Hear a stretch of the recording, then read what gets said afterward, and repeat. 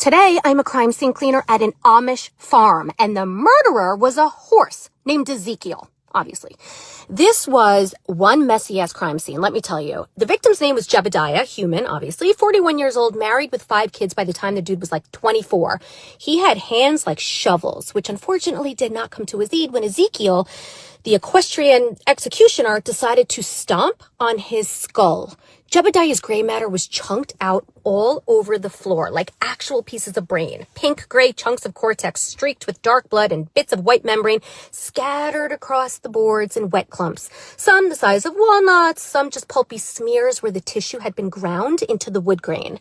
I mean, his skull was split like firewood, just a clean crack straight through, where Ezekiel's homicidal hoof crushed bone inward, causing fragments to drive into Jebediah's brain, while the rest of it just like exploded out. I have seen prettier injuries from car accidents at triple-digit speeds, but those types of accidents don't really happen where buggies top out at 12 miles per hour with Abraham in the back plowing more than just fields with thy neighbor Ruth. You know what I mean? No judgment, by the way. The Amish are people too.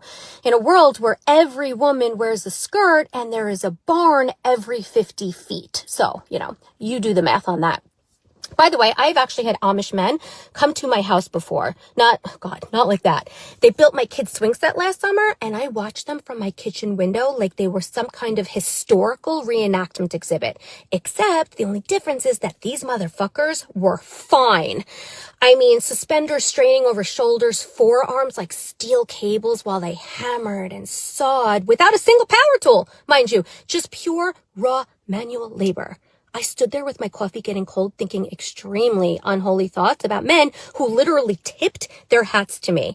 They finished in only like 4 hours, and then they refused to take a tip. I mean, communion wine is not cheap, Isaac. Take the tip.